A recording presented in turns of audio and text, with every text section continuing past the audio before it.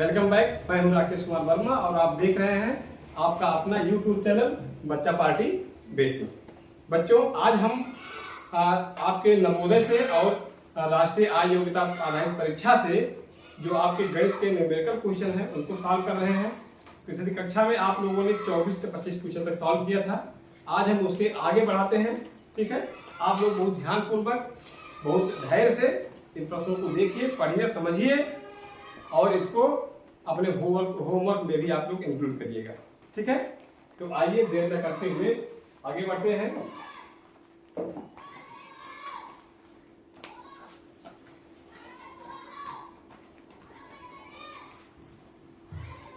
चलिए, स्क्रीन पे आ रहा क्वेश्चन नंबर 25 से। ठीक,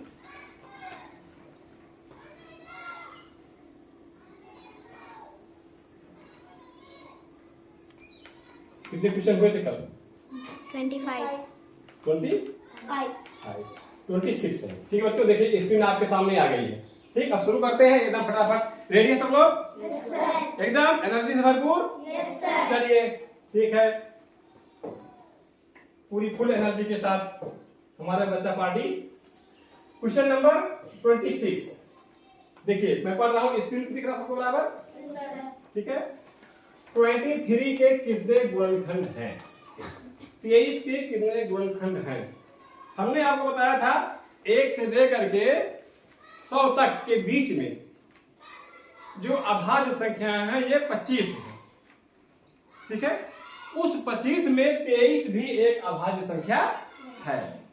जब इस तरह के प्रश्न आए तो पहले हम देखते हैं कि संख्या भाज्य है अभाज्य है। ठीक है, तो संख्या कैसी क्या है? ये अभाज्य है। तो अभाज्य संख्या के कितने गुणनखंड होते हैं? कितने अपवर्तक होते हैं? 2। खट से बोलो। 2। ठीक है, तो 23 क्या है? एक अभाज्य संख्या है। 23 क्या है बच्चों? अभाज्य संख्या। अभाज्य संख्या है। क्या है बच्चों? अभाज्य संख्या। प्राइम नंबर है। 23 क्या है? 23 इज द प्राइम नंबर। ये कैसी संख्या है? अभाज्य संख्या है। अभाज्य संख्या के कितने गुणनखंड होते हैं? 2 गुणनखंड होते हैं। एक यानी संख्या 1 और वो स्वयं संख्या। अगर 23 है तो 23, 1 और 23 के अलावा ये 23 किसी से भी नहीं कटेगी, इसलिए इसका एब्सोल्यूट उत्तर, शुद्ध उत्तर हो जाएगा आपका ऑप्शन नंबर सी। बात क्लियर हो गई? Yes sir. ठीक है, इस तरह से कोई भी प्रश्न पूछे, है ना, कोई भी अभाज्य संख्या आपको दे दे, अभाज्य संख्या आपको दे दे, आपसे पूछे इसके कितने गुणनखंड होंगे, अगर संख्या अभाज्य है तो जान लीजिए कि उससे केवल और केवल 2 गुणनखंड होंगे। ठीक है, आगे बढ़ते हैं। Question number 27 number. 8 के प्रथम 5 गुणज। ठीक है, गुणज मतलब क्या होता है? मल्टीपल माने क्या होता है? पहाड़ा। ठीक है, तो 8 के प्रथम 5 पहाड़ा।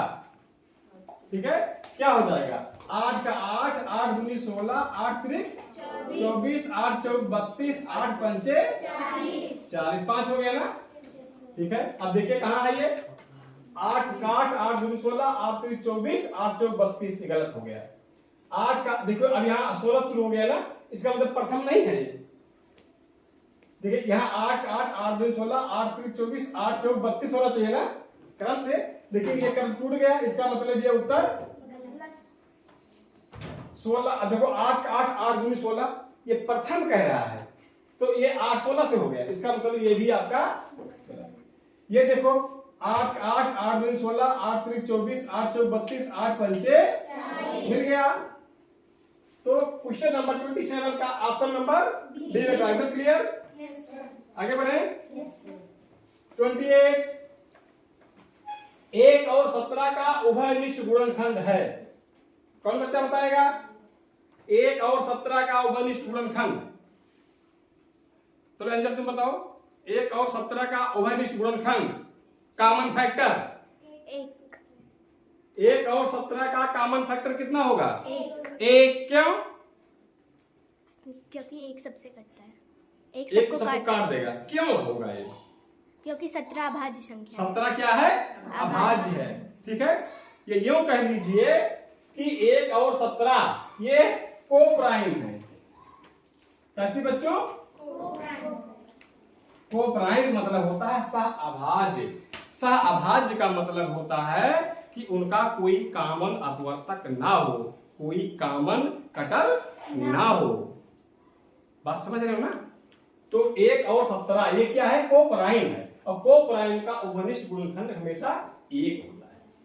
बात समझ आया?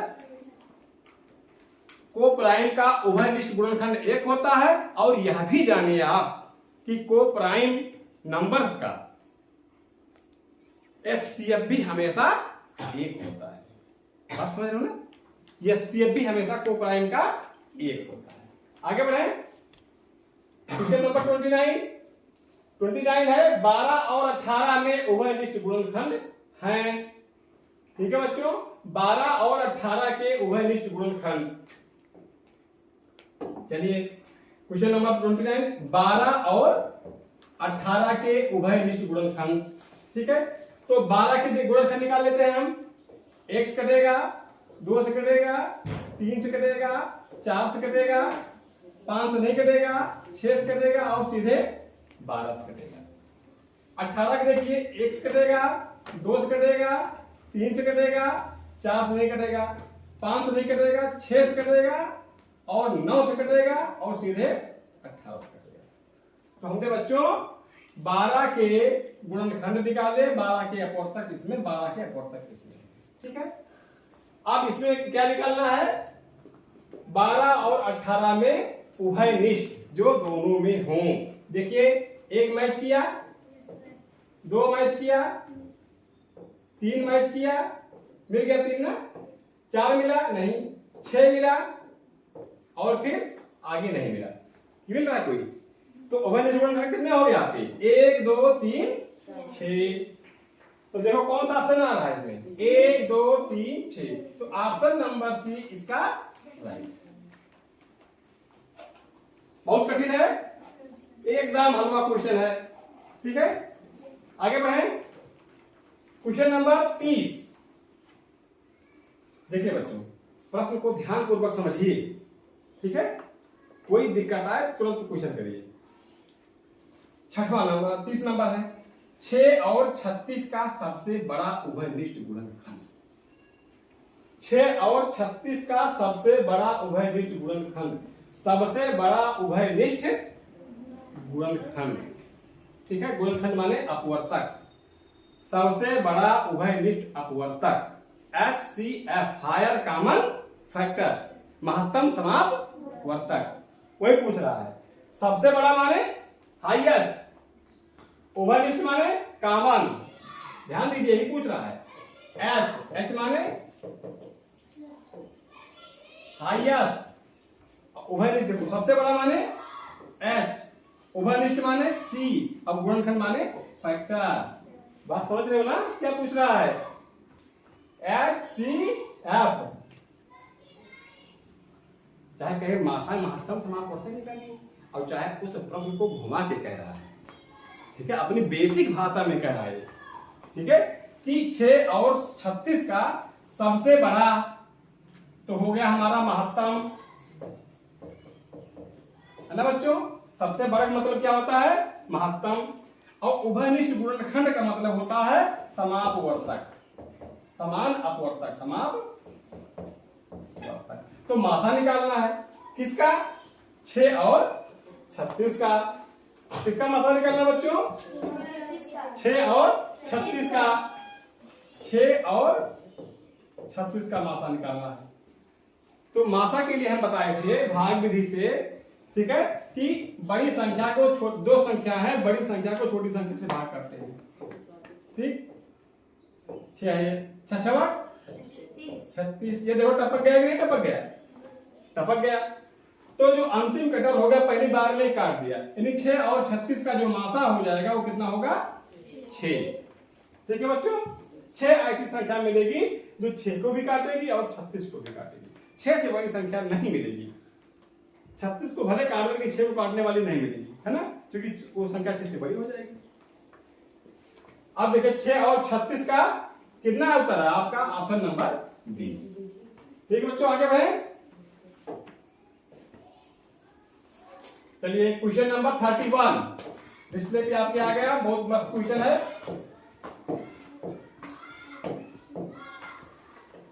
ठीक, क्वेश्चन नंबर 31 क्या कह रहा क्वेश्चन, 8 और 56 का उभयनिष्ठ गुणनफल। ठीक बच्चों, 8 और 56 का उभयनिष्ठ गुणज है। ध्यान दीजिएगा, गुणनफल नहीं है, गुणज है। गुणज माने मल्टीपल, गुणज माने मल्टीपल। ठीक है, 8 के गुणज, 8 के गुणज और 56 के गुणज, 56 के गुणज। देखो 8 का 8 दूनी 16, 8 त्रिक 24, 8 चौक 32, 8 पंचे 40, 8 छक 48, 8 सत्ते 56, 8 ढाई 64, 8 नवा 8 दामा 80।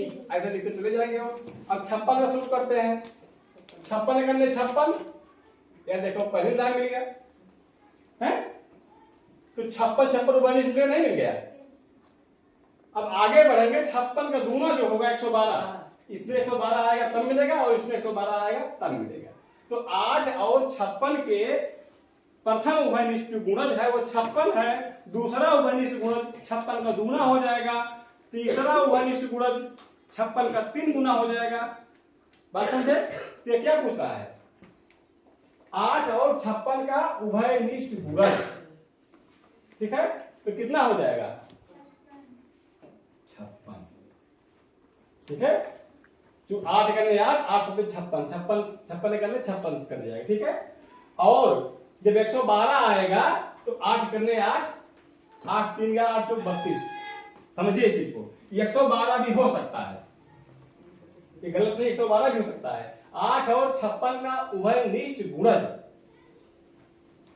ये 56 भी है, 112 भी है। अगर ऐसे क्वेश्चन आ गया उसमें 56 नहीं है तो 112 को भी आप टिक कर सकते हैं, लेकिन यहाँ इसको पूछना चाहिए था 8 और 56 का प्रथम उभयनिष्ठ गुणज। बात समझिए, है ना, क्योंकि उभयनिष्ठ गुणज आपका 56 भी होगा और 112 भी होगा। ठीक, क्योंकि 112 8 से भी कटेगा और 56 से भी कटेगा, लेकिन अगर यहाँ पूछ रहा प्रथम उभयनिष्ठ गुणज क्या है तो 56 यहाँ बच्चों प्रथम पूछना चाहिए था। ठीक है, आगे बढ़े, क्वेश्चन नंबर 32 देखिए, 56 और 120। देखिए एक ही प्रकार का सवाल है, 56 और 120 के उभयनिष्ठ गुणनखंड। अब देखिए आप गुणज पूछ रहा था, यहाँ क्या पूछ लिया, गुणनखंड। अटेंशन एंजल, ध्यान दो इधर, 56 और 120 के उभयनिष्ठ गुणनखंड। हम क्या करना है, इसके हमें उभयनिष्ठ गुणनखंड निकालते हैं बच्चों। अब देखिए 56 के, तो देखिए 1 से कटेगा, 2 से कटेगा, 3 से 56 कटेगा, 6 5 11, 3 से नहीं कटेगा, 4 से कटेगा, 14 चौका 56, 5 से नहीं कटेगा, 6 से कटेगा, नहीं कटेगा, 7 से कटेगा, 7 8 56, 7 से कटेगा, फिर 8 से कटेगा, 9 10 11 12 13, फिर 14 से कटेगा। ठीक है, और फिर 28 कटेगा, और फिर 56 से कटेगा। बात समझ में आया कि नहीं आया? 56 इतनी संख्याओं से कटेगा। अब आपको कटने के नियम मालूम होना चाहिए, डिविजिबिलिटी रूल आना चाहिए, कि आपको बार बार बताया गया है, उसको आप पिछली वीडियो से आप उसको रिवीजन कर सकते हो। ठीक है, डिविजिबिलिटी रूल उसमें है वीडियो 1 वीडियो 2 में। चलिए अब क्या करना है, इसको 56 का हो गया, अब 120 का निकालना है। 120 का निकालिए, 1 से कटेगा, बोलो 1 से सब कटेगा, 2 से, 3 से कटेगा, 2 1 3 0 3 कट जाएगा, 4 से 4 से कट जाएगा, 5 से 6 से कटेगा, 7 से नहीं कटेगा, 8 से 8 करने 8 4 12 4 40, 8 5 से 40, 8 से कटेगा, 9 से 9 करने 9 9 3 12 नहीं कटेगा, 10 से कट जाएगा, 11 से नहीं कटेगा, 12 से कट जाएगा, ठीक है। 12 दहमना, ठीक। फिर 8, और फिर 12 से कटेगा। इसके बाद अब 8 से भाग दो 20 में, फिर आ जाएगा 8 एकने 8, 4 12 40, 8 पंचे 40, 15 8 120, 15 से कटेगा, ठीक है। और इसके बाद 16 17 20 और 20 छक्का 120, ठीक। और फिर 40 नहीं, 20 बाद 40 नहीं, ठीक है। 5 आया है, 5 का नम 5, 5 दूनी 10, 2 12, 2 20, 5 20, 24 कटेगा, ठीक है। फिर 4 से भाग दो, 4 3 12, 30 से कटेगा, ठीक है। फिर 2 से भाग दो, 60 से कटेगा, और फिर 120 से कटेगा, ठीक है बच्चों। अब हमें क्या करना है, किससे? बोलो बोलो, फर्स्ट बोलो। इससे मिला कौन बोला बीच में, किससे कटेगा? हाँ क्या बताओ, ठीक है बच्चों। इतनी संख्याओं से आपका ये कट गया, ठीक। अब हम देखते हैं क्या करना है, उभयनिष्ठ गुणनखंड। अब जो दोनों में मिल जाए, देखो कॉमन फैक्टर निकाल लो। दोनों में क्या एक मिला, नहीं मिला? एक मिल गया, 2 मिल रहा है, 2 मिल गया बच्चों। 3 नहीं मिला, 4 मिल रहा है, ठीक। 5 नहीं मिलेगा, 6 है, नहीं मिला, 7 नहीं है, 8 मिल गया, 8 मिल गया। फिर 14 इसमें है कहीं, नहीं है। 28 है, नहीं है। 56 है, नहीं है। हमें क्या मिला, 1 2 4 8। ऑप्शन देखिए, 1 2 4 8, 1 2 8, ठीक है। ऑप्शन नंबर ये देखो, 1 2 4 8, ये हमारा कॉमन। क्लियर? सवाल कठिन है ये? नहीं करेंगे, ठीक है। एक बार फिर से 120 की जो हम निकालते हैं, इसको सीखते हैं। कैसे सीखते हैं, कैसे फास्ट इसको हम जो है कितनी संख्या इसको काटेगी, इसको कैसे निकालते हैं। एक बार सवाल हो गया, आइए इस सवाल को अलग से समझते हैं, ठीक है। देखिए, जैसे मुझको 120 के गुणनखंड निकालना है, 120 लिख लीजिए, ठीक है। जैसे छोटी छोटी संख्याएं होते मुझे आता है, जैसे बड़ी बढ़ती जाती है तो वहां पे मैं कमजोर होता जाता हूं, वहां पर भी अपनी मजबूती बनाइए। कैसे? 1 से कटेगा ना, बोलो। 2 से, 3 से, 4 से, 5 से। अब ध्यान दीजिए, 1 से कटेगा, यहां भी 1 से कटेगा, क्या बार जाएगा? 120 बार जाएगा, है ना। यहां लिख देते हैं हम,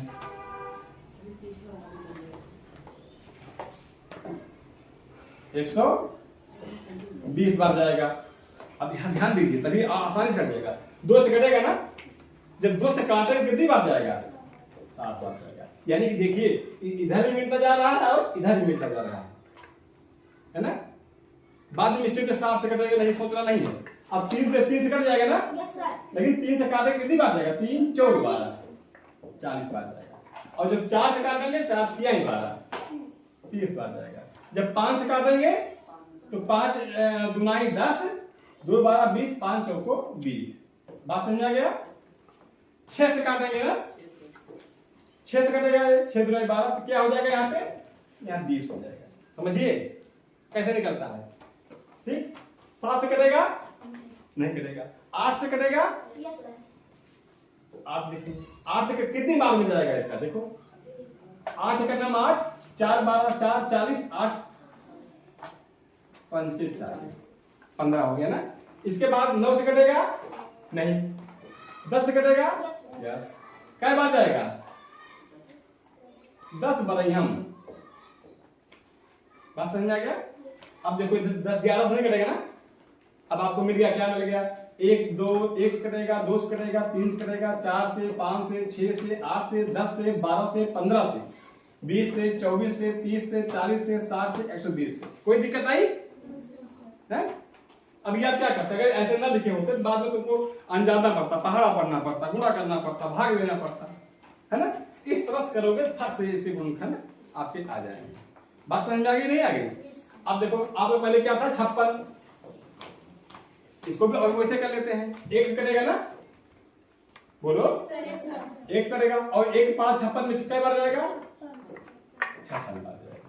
देखो यही दो संख्या मिल गई ना। अब देखो 2 से कटेगा तो यहाँ 2 लिखिए, 2 से काटेगा कितने बार जाएगा? 28 बार जाएगा। कोई दिक्कत? अब लोग 3 से कटेगा 6 5 11 नहीं करेगा। 4 से कटेगा, हाँ